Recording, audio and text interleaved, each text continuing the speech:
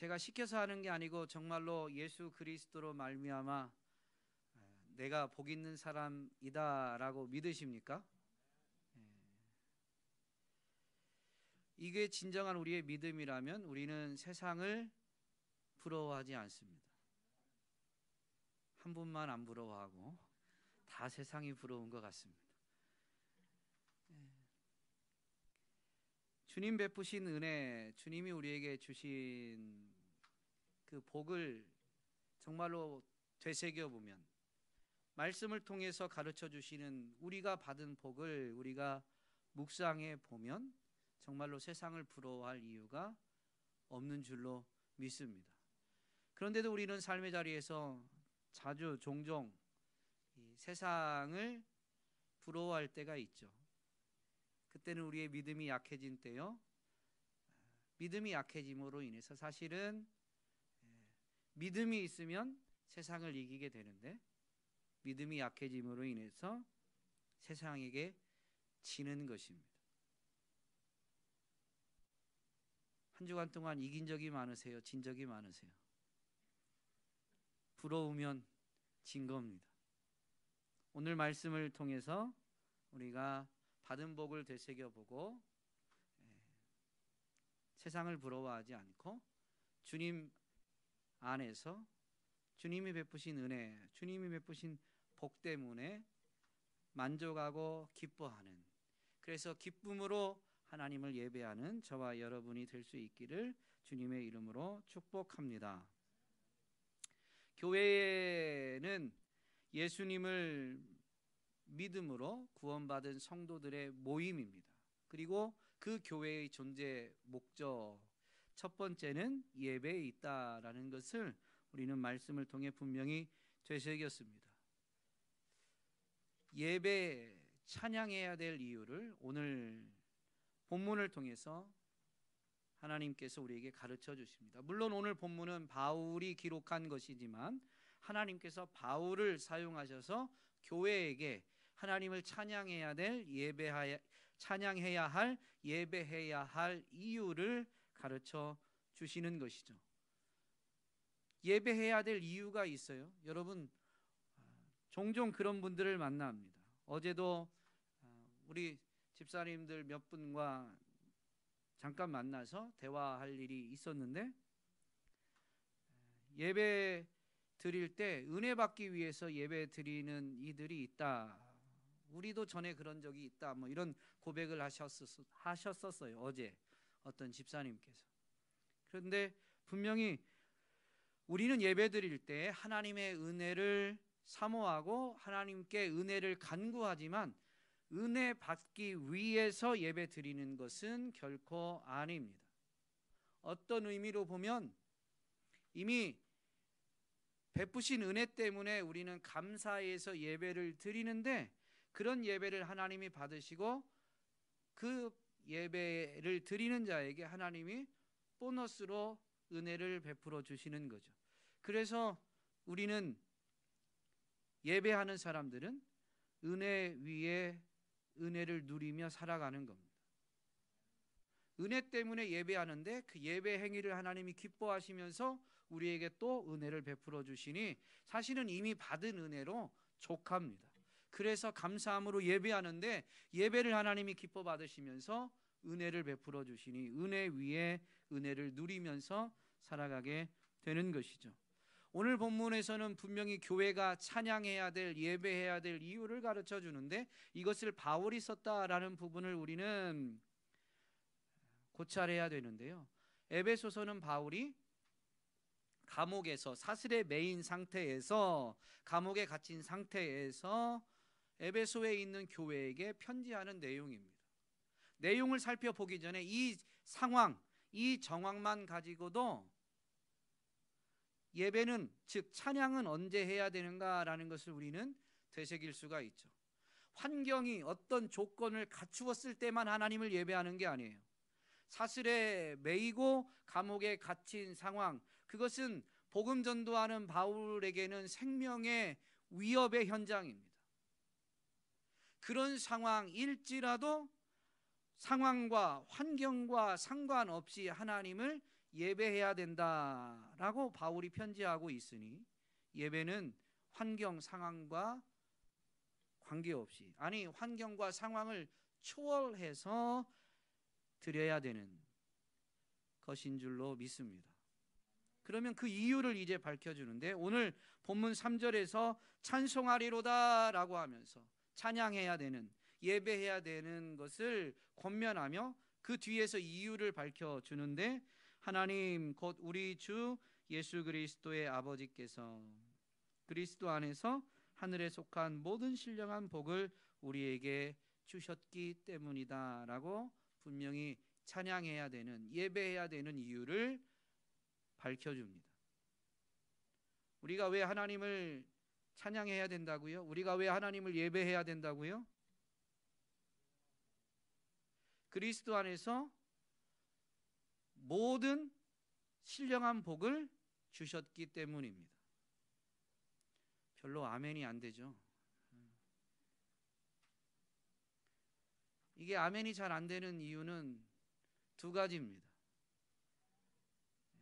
우리는 영적인 것을 추구하기보다 육신적인 것, 물질적인 것을 더 많이 바라보고 있기 때문일 수 있습니다.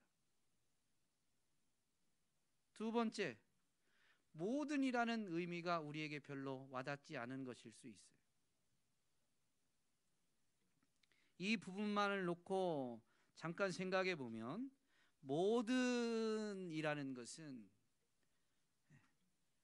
부족함이 없이, 빠짐이 없이라고 부정적 의미를 통해서 되새겨 볼 수가 있죠. 어떤 사람에게는 더 많이, 어떤 사람에게는 부족하게 준 게 아니에요. 우리에게, 교회에게, 그리스도 안에 있는 사람에게 그리스도 안에서 모든 신령한 복을 다 주신 겁니다. 차별 없이 주셨어요. 교회 안에서 보면 누가 더 복을 많이 받은 것 같고 믿음의 은사를 더 많이 받은 것 같이 보입니다. 행동이, 삶이 좀 차이가 나니까요. 그런데 그것은 하나님이 베풀어 주신 은혜, 하나님이 주신 복에 차등이 있는 게 아닙니다. 복을 받은 사람들의 복을 누림의 차이가 있는 거지, 하나님은 동일한 복을 그리스도 안에서 주신 줄로 믿습니다. 그래서 우리는 성경 안에 있는 믿음의 거장들, 또 기독교 역사에서 모든 사람들이 우러러보는 영적인 거장들, 우리 교회 안에서도 오늘 나보다도 더 나아 보이는, 더 대단해 보이는 영적인 사람들을 보고 우리는 저 사람이 더 많이 받았다라고 불평할 이유가 없어요. 오히려 의문을 가져야 돼요. 분명히 오늘 진리의 말씀을 통해서 선포해 주시기를 모든 복을 우리에게, 그분에게도 주셨고 성경 안에 있었던 아브라함, 다윗, 모세에게도 주셨지만 우리에게도 주신 거예요. 그러면 도대체 아브라함과 나의 차이는 뭔가? 다윗과 나의 차이는 뭔가? 기독교 역사에서 성인으로 추앙받는 그 영적 거장들과 오늘 나의 차이는 뭔가? 의문을 가져야 되는데 우리는 영적인 것에 그다지 관심이 없으니까 그게 의문이 아닌 거죠. 그냥 우리의 안일함과 나태함을 합리화하기 위해서 드는 생각에 쉽게 수긍해 버립니다. 그 사람과 우리는 달라. 여러분, 다르지 않아요. 엘리야도 우리와 같은 성정을 가진 사람이다 라는 것이 성경의 증언입니다. 우리와 똑같은 사람이라는 거예요. 사람이 다르지 않아요. 똑같아요. 하나님이 동일한 복을 주셨는데 그는 더 많이 누리고 우리는 그만큼 누리지 못하고 있는 것이죠. 오늘 우리에게 주어진 모든 복을 실제적으로 누리는 저와 여러분이 될 수 있기를 간절히 소망합니다. 그리스도 안에서라는 이 부분은 그리스도를 통해서 우리에게 복이 주어졌다라는 의미이기도 하지만, 그리스도 안에서라는 이 의미는 이 땅에서도 그리고 육체적인 죽음을 통과해서 이제 펼쳐지는 영원한 세상에서도 모든 신령한 복을 누린다라는 의미이기도 합니다. 그러므로 그리스도 안에서 모든 신령한 복을 받은 사람들은 어떤 환경과 상황, 심지어 죽음의 위험 속에서도 하나님을 찬양해야 될 이유가 충분한 줄로 믿습니다. 별로 아멘하고 싶지. 여러분이 동의 안 해도 이게 진리입니다. 영적인 것에 관심을 두고 영적인 것을 중요시하면 이것이면 하나님을 찬양해야 될, 예배해야 될 이유로 충분한 것이죠. 모든 신령한 복이 무엇인가 이어지는 4절부터 오늘 우리가 읽은 본문 14절까지 해서 설명해 주고 있는데요, 이것을 조금 요약해서 설명을 드리면 4절부터 6절까지는 성부 하나님이 우리를 택하셔서 하나님의 자녀 삼아 주신 복이다 라는 것이고, 7절부터 10절까지는 성자 하나님이 우리 죄를 속량하셔서 하나 되게 해주셨다. 하나님과 우리가 그리고 믿는 자들과 하나 되게 해주신 것이 복이다 라는 것이며, 11절부터 14절까지는 성령 하나님이 인치셔서 우리로 하여금 하나님의 기업이 되게 하신 것이 복이다 라는 설명입니다. 이것이 왜 복인지 하나하나 좀 살펴보려고 하는데요, 먼저 성부 하나님이 우리를 택하셔서 하나님의 자녀 삼아 주신 것이 복이다 라는 것인데요, 하나님이 우리를 택하셨다. 그리고 이 부분에서 강조되어지는 표현이 있는데 예정하셨다라는 것입니다.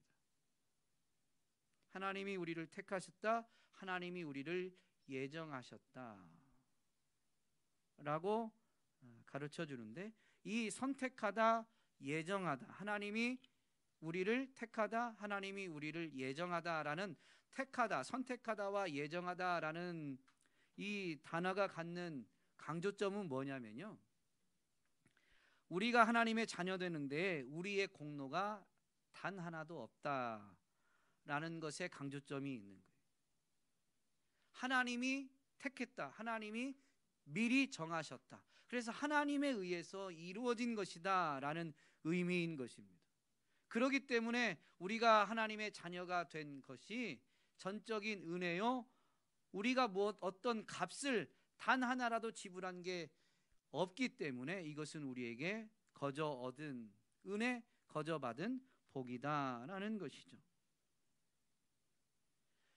많은 사람들이 이 하나님이 예정하셨다, 미리 정하셨다라는 것을 가지고 저 사람은 구원받기로 하나님이 정하셨어, 저 사람은 안 정하셨어 라고 판단해 버리거나, 또는 그 미리 정하신 것 때문에 하나님이 정하셨으니까 우리는 아무것도 하지 않아도 하나님이 정하신 대로 일을 이루실 거야 라고 하면서 이 하나님의 예정하심을 오늘 우리의 게으름과 나태함을 합리화하는데 적용하는 이들이 있습니다. 매우 오만한 생각이죠. 예정하심, 미리 정하셨다라는 것은 A라는 사람을 구원하고 B라는 사람은 지옥에 보내겠다라는 걸 정하신 게 아니에요. 이 예정하셨다라는 것은 창세 전부터, 오늘 본문에도 하나님께서 창세 전에라고 4절에서 이렇게 설명하고 있는데요, 역사가, 인류의 역사가, 아니 이 피조세계의 역사가 시작되기 전부터 하나님은 사람을 하나님의 아들 예수 그리스도의 형상을 닮은 하나님의 자녀로 삼는 것을 정하신 거예요. 그런데 사람이 타락하게 되고 죄를 지어서 하나님의 자녀가 될 수 없게 되었지만, 그럼에도 불구하고 하나님의 정하신 뜻은 바뀌지 않아요.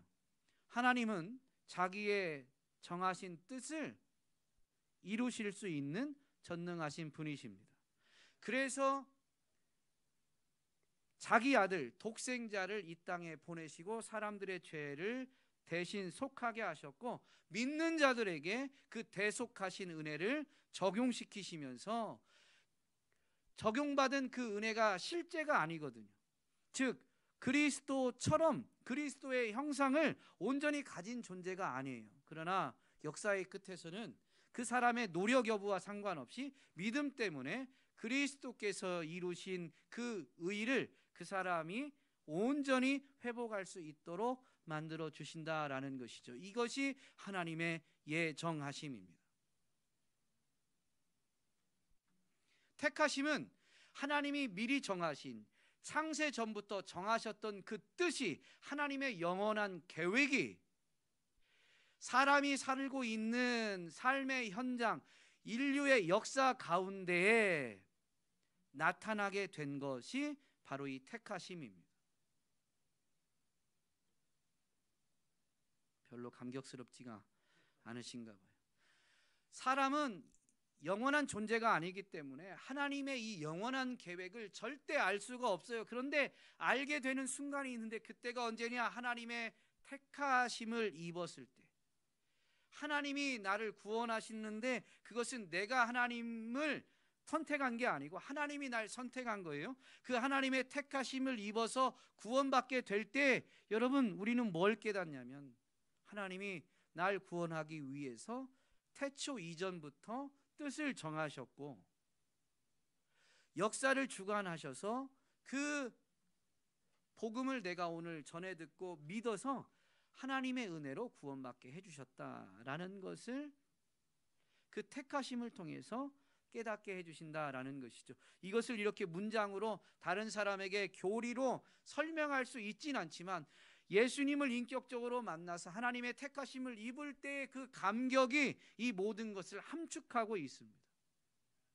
세상의 모든 것을 줘도 지금 내가 구원받은 은혜와 바꾸지 않겠다. 세상의 모든 것이라는 것이 현재 존재하는 모든 것을 의미하는 거죠.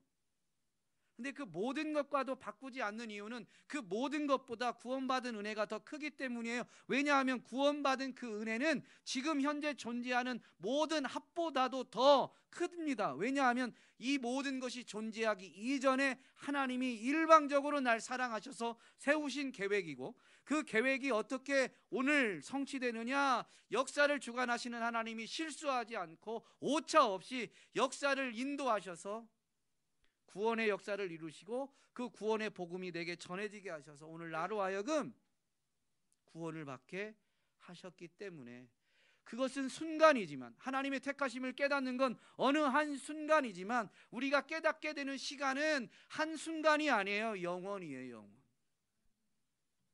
그렇기 때문에 이것을 지금의 시간, 어떤 양적으로 이게 얼마나 크다, 얼마나 오래됐다, 얼마나 깊다라고 우리는 표현할 수는 없지만, 이 함축되어진 의미를 우리는 그냥 느끼게 되는 거예요. 그래서 그런 고백을 하게 됩니다. 예수님을 인격적으로 만나면 모든 것을 다 줘도 주님과 바꾸지 않겠습니다. 여러분, 예수님 인격적으로 만날 때 그와 동일한, 아니면 표현적으로는, 언어적으로는 그와 유사한 고백을 하지 않았습니까? 다 하신 줄로 믿습니다. 그 사랑 때문이에요. 그 하나님의 예정하심 때문인 거죠. 우리의 삶의 자리에서도 사람들에게도 이런 예정이 있어요. 제가 결혼할 때 저희 아버지께서 예식 때 들어온 축의금과 또 일정 금액을 합쳐서 돈을 주셨어요. 그런데 저희 집안 이야기를 다 할 수는 없지만, 아버지는 초등학교 3학년 때 할아버지가 돌아가셔서 맨손으로 일가를 이루신 거예요. 그 시골에서 농사하시지만 가진 재산이 없으니까 결혼하고 나서 아이가 이제 생길 때부터 아버지는 이 아이가 자라고 그리고 크면 결혼해서 이 아이도 가정을 이루게 될 텐데 그 아이에게 내가 해줄 수 있는 게 뭘까? 라고 하면서 적지만 몇만 원씩 아이가 잉태된 때부터 돈을 모으기 시작한 거예요. 제가 생각해 볼 때는 제가 초등학교 때는 학교에서 뭐 준비물 달라고 하면 우리 집은 그렇게 가난해 가지고 저는 그 상황을 다 모르니까 가난해서 어머니한테 엄마 오늘 뭐 가져가야 되는데 잠깐만 기다려봐 그러고 그냥 막 뛰어나가셔가지고 옆집 가서 돈 빌려오신. 그게 비일비재했어요. 그러다 보니까 내가 느끼는 내가 지금 살고 있는 현실 때문에 가난한 것만 불평거리였습니다. 그런데 결혼하고 나서 이제 아버지가 그걸 딱 주시는데요. 그때 그건 받은 것은 물론 대전에 있었는데 대전에서 집을 살 만한 돈은 아닙니다. 그건 어떤 그냥 일정 돈이 아니에요. 그리고 물론 거기에는 예식 때 들어온 축의금과 아버지께서 제가 잉태된 때부터 모으셨던 돈이 합산된 거지만 그게 제 손에 전달되어지는 순간 여러분 저는 뭐를 깨달을까요? 어떤 사랑? 그 아버지의 사랑은 오늘 돈 주는 사랑이 아니에요. 오늘 내 필요를 채워주는 사랑 수준이 아니에요. 내가 이 땅에 응애하고 나기 전부터 나를 위해서 정하신 뜻, 그게 미리 정하신 예정입니다. 여러분도 여러분의 자녀들을 위해서 예정하신 뜻이 있잖아요. 사람도 여러분 예정합니다. 물론 사람은 완전한 존재, 전능한 존재가 아니기 때문에 예정한 뜻이 바뀔 때가 많이 있지만 하나님은 전능하시기 때문에 자기의 기쁘신 뜻을 결코 변개치 않으십니다. 그래서 미리 정하신 그 뜻이 반드시 이루어지게 되어 있는 것이죠. 그래서 이 선택하신 그리고 예정하심을 깨닫게 되어지면 어떻게 되냐면요, 인생은 더욱 겸손하게 됩니다. 구원받은 게 내가 한 게 하나도 없어요. 그리고 하나님이 이미 오래전부터 이걸 정해놓으셨고 이 일을 홀로 이루신 거예요. 내가 존재하기 전부터 계획이 세워졌고 내가 존재하기 전부터 하나님은 이 일을 일일이 행해 오신 거죠. 그렇기 때문에 하나님의 택하심을 통해서 예정하심을 깨닫게 되면 그분 앞에 더욱 겸손히 엎드릴 수밖에 없는 겁니다. 또한 이 선택과 예정을 깨닫게 되면 더욱 거룩하고 흠이 없는 삶을 추구하게 됩니다. 이걸 다른 말로 바꾸면 그리스도를 닮고자 하는 것이죠. 왜냐하면 하나님의 예정하심, 즉 선택하심의 궁극적 목적이 오늘 내가 그리스도의 형상을 가지는 데 있기 때문입니다.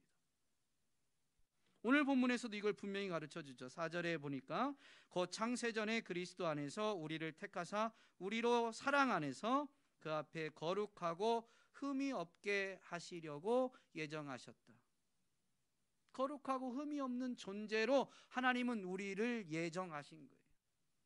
그래서 타락한 이후에 우리 힘으로는 거룩하고 흠이 없는 존재로 우리가 자라지 못하니까 이미 죄에 빠져서 죄에 치우치는 존재가 돼버렸기 때문에 죄에서 건지고 그 올바르게 나아가야 될 방향으로 이끌어 줄 구원자를 보내주신 것이죠. 그런데 그 구원자가 우리 앞에서 나타나서 본을 보여주셔도 이미 타락한 우리는 이제 우리 노력으로는 될 수가 없으니 본을 보이신 그분을 우리는 닮고자 하지만 역사의 끝에는 그분께서 이루신 그 의를 믿음으로 말미암아 우리에게 덧씌워져 주시는 것입니다. 그렇기 때문에 마지막에 그런 은혜가 있으니 이제는 개차반으로 살자, 그게 아니에요. 하나님의 이 섭리, 예정하심이 너무 크니까 하나님이 오래전부터 이렇게 행하셨다라는 것 때문에 나도 이제라도 라는 자세로 거룩하고 흠없는 삶을 추구하게 되는 것이죠. 오늘날 한국교회는 이 선택하심과 예정하심에 대한 교리 어렵다는 이유로 별로 묵상하지 않습니다. 그런데 종파별로, 기독교 안에도 이 교파별로 신조들을 만드는데, 성공회에서는 이 예정과 선택에 관한 교리에 대해서도 이런 신조를 정하고 고백하는데요, 그리스도 안에서 이루어진 예정과 선택을 경건하게 묵상하는 일은 신앙이 깊은 자들에게 참으로 달고 기쁘며 형언할 수 없는 평안을 가져다 준다라는 고백이 있어요. 우리가 신앙의 연조가 쌓이면 쌓일수록 기쁨과 감격이 사그라드는 이유가 있다면 그 하나님의 선택하심과 예정하심을 묵상하지 않기 때문입니다. 모든 복을 주셨는데 받은 복은 세어보지 않고 자꾸 육신적으로 치우치는 거예요. 하나님, 내 삶에 이거 해결해 주세요. 내 자녀의 진로의 문제 해결해 주세요. 그래서 그게 해결이 안 되면, 하나님이 내 기도를 들어주시지 않으면 하나님이 베푸신 은혜가 없는 것인 양 우리 스스로 판단해 버리죠. 교만입니다. 하나님의 선택과 예정의 은혜를 되새기면 되새길수록 복음 전파에 열심을 내게 되어 있습니다. 왜냐하면 하나님의 예정하심이 무엇을 통해서 우리 삶의 자리에, 인류의 이 인생의 삶의 자리에서 드러난다고요? 택하심. 그러면 그 택하심은 언제 이루어지게 되나요? 그때는 모르지만 우리가 볼 때 하나님의 택하심이 나타났다라는 건 언제 알 수 있냐면, 사람 편에서는 복음이 전해질 때 아는 거예요. 복음을 거절하면 하나님이 이를 택하지 않으셨는가라고 우리는 생각이 들 수 있죠. 그렇다고 그게 단정 지을 수 있는 건 아니에요. 왜냐하면 우리 주권이 아니니까. 그러나 우리가 복음을 전했는데 누가 복음을 받아들인다 그러면 분명히 알 수 있는 건 있는데, 이 사람은 하나님이 택하셨구나. 내가 복음을 전해서 한 사람이 살아나는 게 아닙니다. 하나님이 택하셨기 때문이에요. 그래서 복음 전도에 열심을 내지만 처음 선택과 예정의 은혜를 되새기는 사람이 교만해지지 않는 것처럼, 전도를 많이 해서 많은 사람들을 예배당으로 불러 모으고 구원받은 하나님의 자녀가 태어나는 것에 쓰임받아도 그 쓰임받은 사람은, 하나님의 택하심과 예정하심을 묵상하는 사람은 결코 교만해지지 않아요. 내가 전했기 때문에 구원받는 게 아니에요. 하나님의 택하심이죠. 오히려 감사해요. 하나님의 그 주권적인 역사에 하나님이 누군가를 택하시고 부르시는 그 도구로 나 같은 사람을 써주신다는 것에 더 감사하고 더 열심을 내게 되죠. 복음 전파에. 그런데 복음 전파에 열심을 내야 되는데 우리의 게으름과 나태함이 이 예정 교리에 대해서, 예정에 대해서 비틀어서 우리의 게으름과 나태함을 합리화하는, 하나님이 미리 정하셨으니 내가 오늘 복음 전한다고 무슨 상관이 있겠는가, 하나님의 뜻을 내가 바꿀 수 있는가, 이런 이상한 논리를 펴내는데요, 오만이고 교만입니다. 선택과 예정은 받은 사람만 아는 하나님의 오묘하심입니다. 하나님의 사랑의 깊이와 높이를 깨닫게 해주시는 것이지 다른 일에 대해서 적용하는 게 아닙니다. 사도 바울이 고린도 지역에서 복음을 전하는데, 대부분의 지역에서 사도 바울이 복음은 전할 때마다 거의 거절과 반대, 심지어 핍박을 많이 당했습니다. 고린도 지역에서도 그러했죠. 그러니까 아무래도 사도 바울도 우리와 성정이 같은 사람입니다. 여러분 같으면 복음을 전했는데 복음이 거절되어지고 또 그것을 반대하고 심지어 핍박하는 사람들이 있다라고 하면 여러분은 어떨 것 같아요? 믿음의 열정을 가지고 하나님이 하시면 된다, 네가 이기나 내가 이기나 해보자, 그리고 더 열심히 할 것 같아요. 여기는 택하신 자가 없나? 라고 생각하면서 열정이 식어질 것 같아요. 그러니까 여러분이나 사도 바울이나 똑같다니까요. 사도 바울도 그러했는데 그 식어진 마음 때문에 고린도 지역에서 복음을 더 전해야 되는데 그 열정이 식어지니까 밤에 환상 가운데에서 하나님이 바울에게 나타나서 이렇게 말씀해 주시죠. 두려워하지 말며 침묵하지 말라.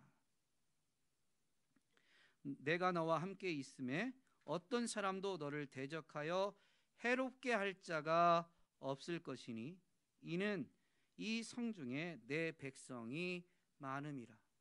고린도 지역에 가서 복음을 전했는데 복음을 거절하고 반대하니까 하나님이 택하신 자가 없는 것 같아서 마음이 상심 가운데 있었어요. 그러니까 하나님이 나타나셔서 두려워하지 말고 침묵하지 말라라고 하면서 이 성중에 내 백성이 많으니 복음을 더 열심히 전하라 라고 말씀하신 것입니다.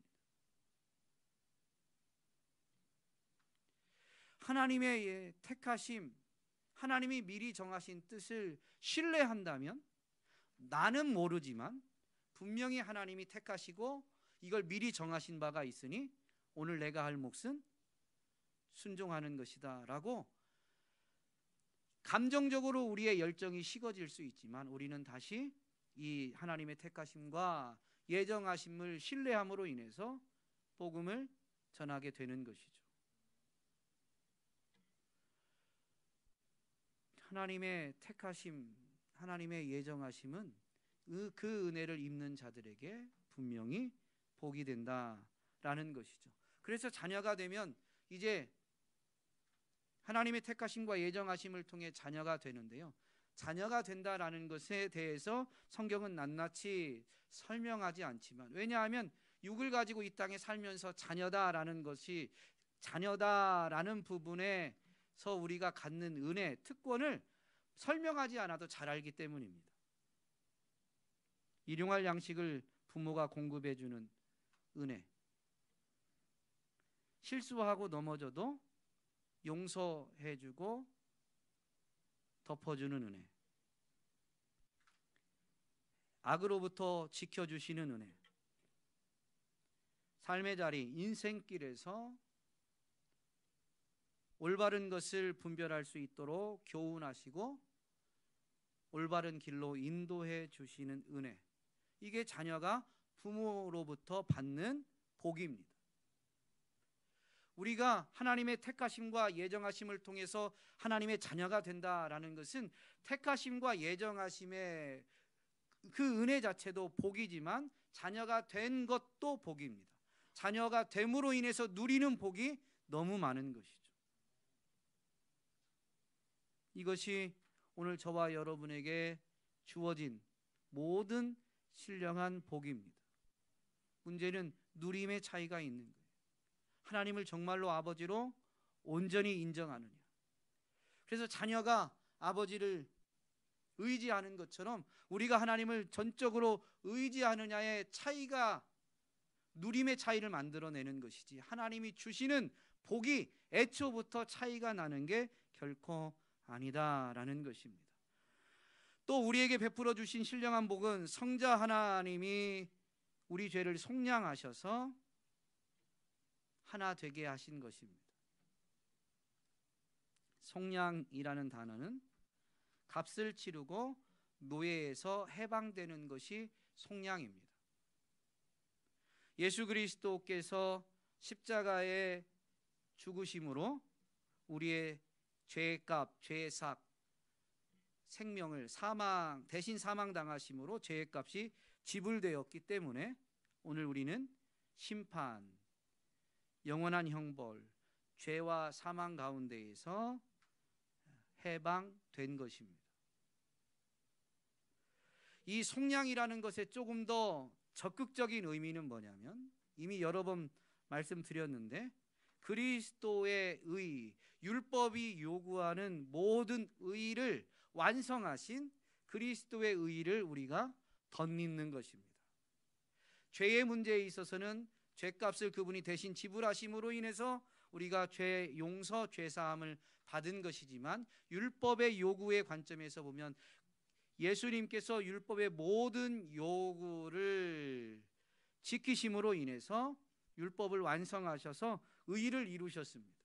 그리고 그 의가 그리스도 안에 있는 우리에게 적용되는 것이죠.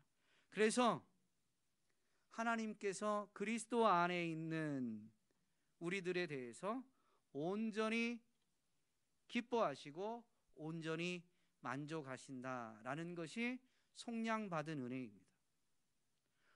우리가 주일 성수해서 하나님이 만족하시고 기뻐하시는 게 아니에요. 그런 분들을 자주 만나요. 삶에 조금 어려운 일이 생기면 내가 주일 성수를 안 해서 그런가? 내가 11조를 빼먹어서 그런가?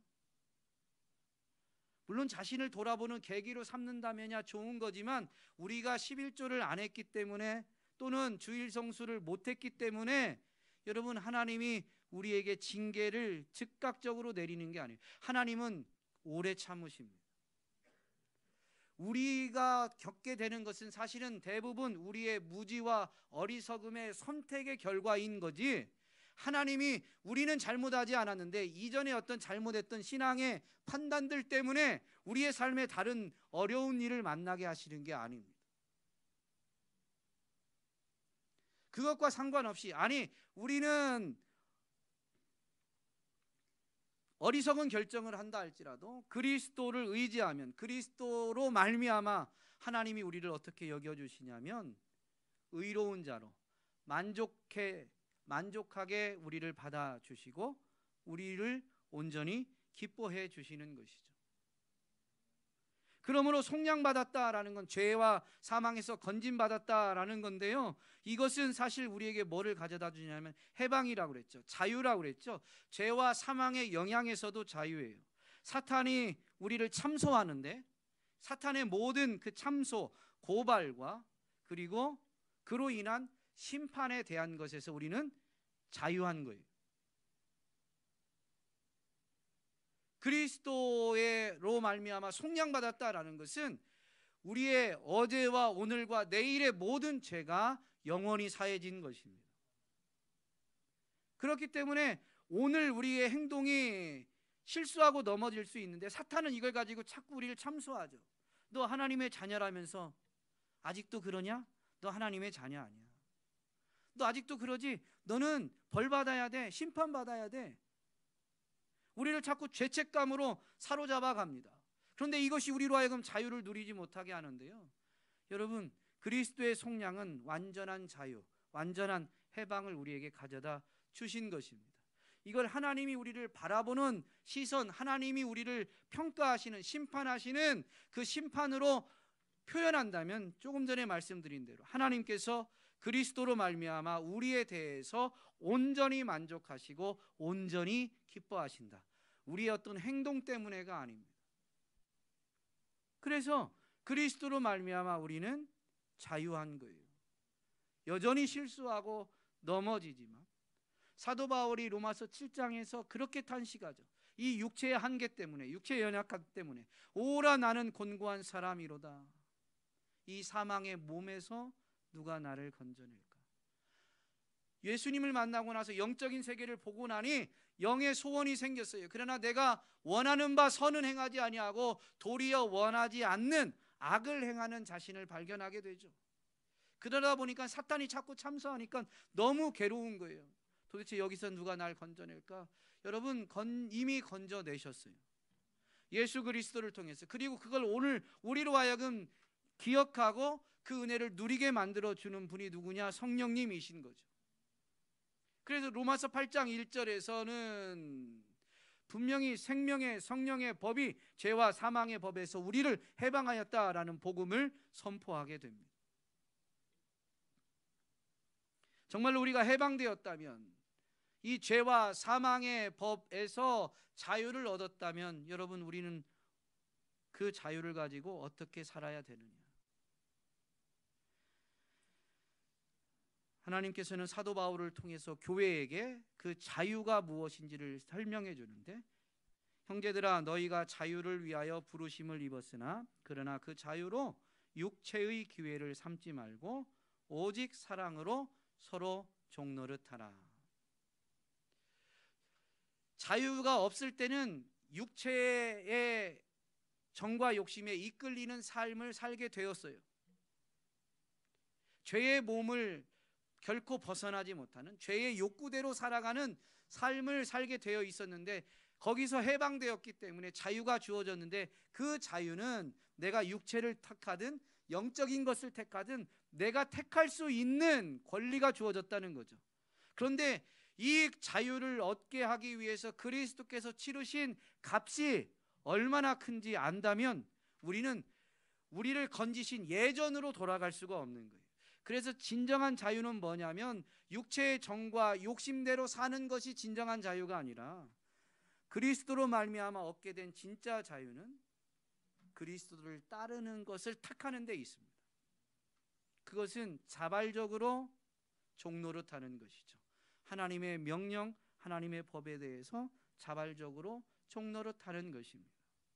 그런데 왜 그리스도로 말미암아 속량받아서 이렇게 사는 것이 복이냐면, 그것은 연합과 하나됨, 통일을 이루는 것이고, 그 통일을 위해서 몸부림친 것은 하나도 상을 잃지 않기 때문에 복이 되는 것입니다. 성령 하나님이 인치셔서 하나님의 기업이 되게 하신 것이 복이다라고 했는데요, 이 하나님의 기업은 하나님의 나라, 즉 천국을 들어가는 것, 천국을 차지하는 데 있습니다. 그런데 이 하나님의 나라, 천국을 차지하는 것은 육신적인 삶, 인류의 역사가 끝난 그 다음에만 얻어지는 것이 아니라, 하나님의 나라는 그리스도를 주로 모신 이 땅에서도 맛보게 되어 있어요. 그러므로 성령의 인치심은 주님 다시 오실 때 완성되어질 하나님의 나라를 온전히 기대하고 소망하게도 하지만, 지금 이 땅에서도 하나님의 나라, 성령 안에서의 평강과 희락을 누리는 삶을 살 수 있게 만들어주는 것이죠. 그러니 죽어서 가는 게 아니라 오늘 여기서도 천국을 맛보고 천국에 대한 소망으로 완성되어진 천국을 차지하게 되니, 여러분, 이것이 복이 되는 것입니다. 이 모든 신령한 복만으로 육신적인 물질적인 복이 주어지지 않는다 할지라도, 구원받은 사람들은 이 영적인 복만으로도 하나님을 찬양해야 될 이유로 충분한 것이죠. 그래서 오늘 본문에 보면 3절에 찬송하리로다, 그리고 6절에 그의 은혜의 영광을 찬송하게 하려는 것이다, 12절에도 그의 영광이 찬송이 되게 하려 하심이다, 마지막 14절에 그의 영광을 찬송하게 하려 하심이다 라고, 이 은혜 때문에, 이 복 때문에 우리는 찬송해야 됨을 반복적으로 선포하고 있는 것입니다. 오늘 교회의 구성원이 된, 교회를 이루게 된 저와 여러분이 이미 받은 복을 되새기면서 삶의 모든 순간에 하나님의 은혜와 복을 인해서 예배자로, 하나님을 찬송하는, 찬양하는 예배자로 삶을 살아낼 수 있기를 주님의 이름으로 축복합니다.